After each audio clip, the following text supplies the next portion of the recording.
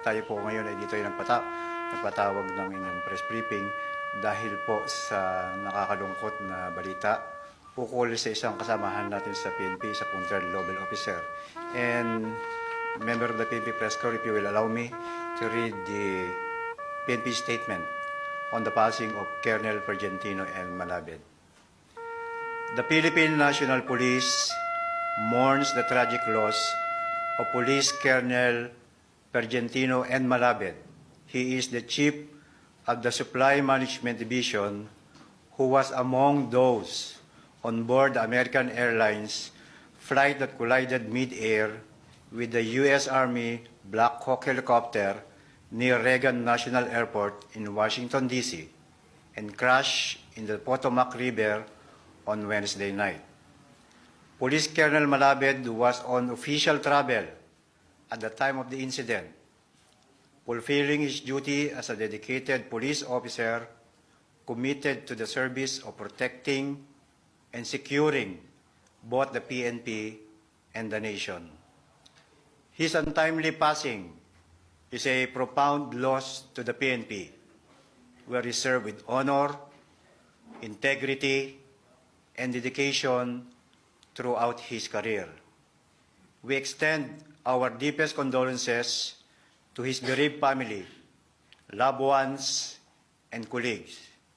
The PNP is committed to providing them with all necessary support during this difficult time. As we grieve this tragic event, we also honor the dedication and sacrifice of Police Colonel Malabed. His contributions to the PNP and the nation will never be forgotten. May he rest in peace. Thank you.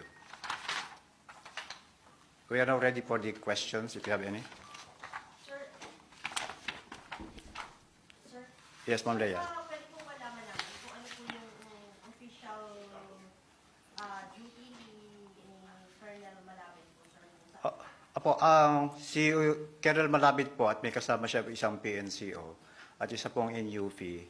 Meron po silang Foreign Travel Authority upang pumunta sa India actually po upang for pre-delivery inspection po ng 2,675 na best po na bibilhin ng PNP.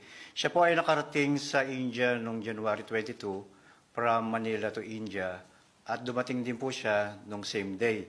Ang ginawa po nila doon, napag-alaman po natin sa ating Foreign Liaison Division, na out of the 2,675, nag-test po sila doon ng 6. Yung isa po doon is iniwan nila sa India at yung 5 po is dadalhin nila doon siya po ng kumpanyang ito sa USA kung saan nila gagawin yung further testing po nung binibili na natin na test. Yung papunta po ng Manila to India, kasama po niya. And then from India to Kansas, USA, umalis po sila noong January 27. Tapos ang usapan po nila, dahil para medyo resources ang pinag-uusapan, instruction po sa kanila ng Director ng Logistics na mag-courtesy call or mag-exit call si Colonel Malabed po kay Colonel Moises Villasiran. Ito po yung ating police attaché sa Washington. So from India, papunta po siya ng Kansas, papunta ng Washington para po mag-courtesy call or exit call kay Colonel Moises Villasiran po, yung ating pong police attaché PNP po doon. So, ibig sabihin, sir, mag-isa lang siya? Opo. Hindi nakasama niya? Hindi po. Sir, has the Yes, sir. family been informed? Ano po? Na-inform na po yung family? Tama po. Katunayan po ngayon ay tinutulungan po ng PNP yung kanyang asawa, si Miss Rio Malabed. Inaayos na po nila yung pagbili ng ticket, papunta po ng US at asikasuhin po siya pagdating niya ron ng ating mga police attaché po, sir. Para mabalik. Hindi po.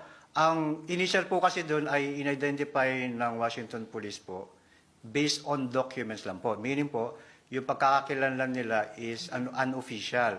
Ang sinasabi po nila doon sa Estados Unidos, magiging official lamang po siya kapag dumating na po yung kanyang kin, particular po yung kanyang asawa, si Miss Rio, upang kilalanin o i-identify po yung cadaver po.